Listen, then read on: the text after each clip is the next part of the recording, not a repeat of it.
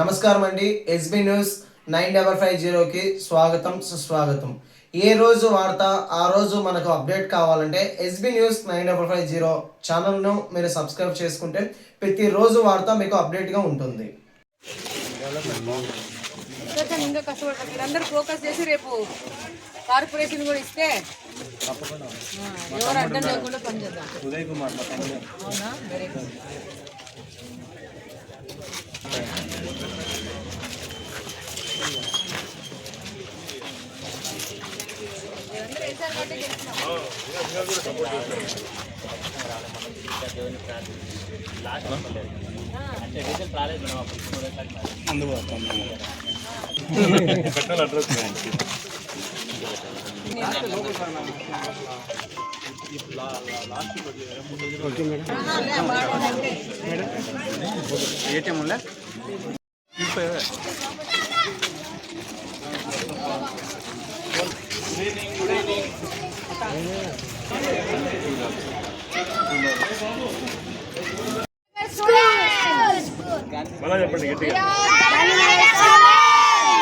Once again, we are Gandhinagar students. We are Gandhinagar students.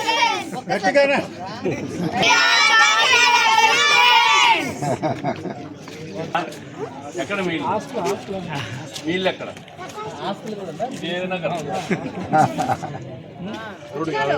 అందరూ నచ్చిపోతారా school రాదు.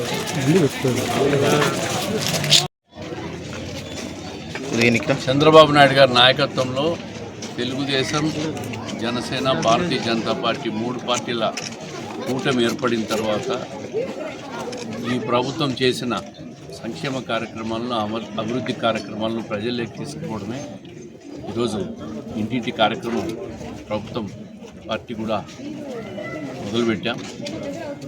ఈరోజు కడప జిల్లా రాష్ట్ర వ్యాప్తంగా కూడా తెలుగుదేశం పార్టీ కూటమి శ్రేణుల సహకారంతో అన్ని ప్రాంతాల్లో కూడా ప్రతి ఇంటికి పాంప్లెట్ ఇచ్చి ఈ 2 సంవత్సరాల కాలంలో ప్రభుత్వం చేసిన కార్యక్రమాలని చెప్తున్నాం.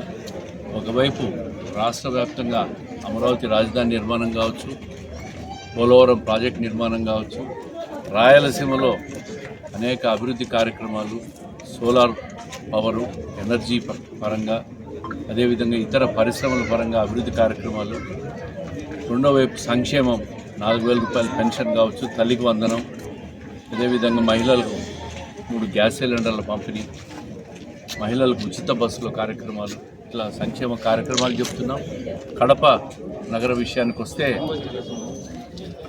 ఏదైతే ఎన్నికల్లో హామీ చెప్పామో అన్ని హామీలు కూడా నెరవేర్చేదానికి ఈరోజు బాటలు ఏర్పడ్డాయి.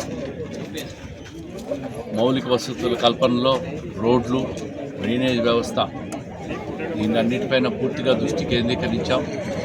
ఎక్కడెక్కడైతే రోడ్లు లేవో ఇక్కడ రోడ్లు కార్పొరేషన్ ద్వారా శాంక్షన్ చేయిస్తున్నాం, కాలువలు నిర్మాణం చేస్తున్నాం.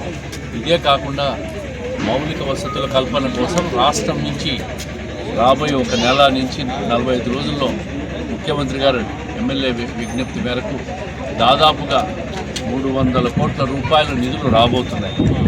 దీన్ని రోడ్ల విస్తరణకు, రోడ్ల నిర్మాణం, డ్రైనేజ్ నిర్మాణం కొరకు ఎక్కడెక్కడైతే పెరిఫరీస్ కడప అవుట్స్కట్స్లో రోడ్స్ లేవో అక్కడంతా కూడా ప్రధాన రోడ్లన్నీ వేసేదానికి నిధులను కేటాయించబోతున్నాం.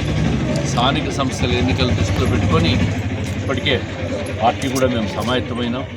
అన్ని ప్రాంతాల్లో అభివృద్ధి చేసి ప్రభుత్వం ఏదైతే ఉందో ఆ ప్రభుత్వానికి ఓటేస్తే మీ అభివృద్ధి బాటలు పడతాయి అని చెప్పేదానికి ఈరోజు ఇంటింటి కార్యక్రమం. డబుల్ ఇంజన్ సర్కార్ లాగా ఎమ్మెల్యే, ప్రభుత్వం, అదేవిధంగా కార్పొరేషన్ ఇవన్నీ కలిసి ఒక పార్టీకి ఓటేస్తేనే అభివృద్ధి కార్యక్రమాలన్నీ కూడా సమపాలనలో పోతాయి. రాబోయే కార్పొరేషన్ ఎలక్షన్లో 66 డివిజన్లలో కూటమి పార్టీల అభ్యర్థులు 100% గెలుస్తారు. ప్రజల మద్దతు ఉంది, ప్రజల సహకారం ఉంది, ప్రజలు మమ్మల్ని విశ్వసిస్తున్నారు, ప్రజలు మాకు ఓట్లు వేస్తారనే నమ్మకం మాకు. ప్రతిపక్షం విషయానికి వస్తే రాష్ట్ర వ్యాప్తంగా వాళ్ళు చేసే కార్యక్రమాలు ఎక్కడ చూసినా అరాచకాన్ని సృష్టిస్తూ ఉన్నారు. మన మాజీ ముఖ్యమంత్రి జగన్మోహన్ రెడ్డి గారు నిన్న శ్రీకాకుళం పోతే కూడా చనిపోయిన వ్యక్తిని కాకుండా యాక్సిడెంట్లో చంపబడిన వ్యక్తి జైల్లో ఉంటే పరామర్శకు పోతూ రోడ్డంతా 6 గంటలు రిహార్సల్ చేసుకుంటా ఒక రోడ్ షో చేసుకుంటా పోయి రచ్చా రభసా చేసి పోలీసుల మీదే దాడి మహిళా పోలీసుల మీదే దాడి చేయబోయింది. అంటే ఇటువంటి అరాచక శక్తులను ఈ రాష్ట్ర ప్రజలు నమ్ముతారా, ఓటేస్తారా? కేవలం ఉనికి కోసం ఇటువంటివన్నీ జరుగుతూ ఉన్నాయి. డిఎస్సి అంటాడు, డిఎస్సిలో కుంభకోణం అంటాడు, ఇంకో మాట మాట్లాడతాడు. 16,300 మందికి ఉద్యోగాలు వస్తే ఆ టీచర్లను బరాయించలేక, ఆ టీచర్లలో ఉన్న సంతోషాన్ని చూడలేక ఈరోజు డిఎస్సి కుంభకోణం అని మాట్లాడతాడు. ఏది చేసినా ఒక అరాచకం, అభివృద్ధి, అబద్ధాలు తప్ప ప్రతిపక్షానికి ఇంకో పనే లేదు. వాళ్ళ గురించి మాట్లాడే ఓపిక కూడా మాకు లేదు. మేము చేసిన పనులు, మా అభివృద్ధి కార్యక్రమాలు, సంక్షేమ కార్యక్రమాలు మేము చెప్పుకుంటూ పోతాం, ప్రజల్లో విశ్వాసం నింపుతాం.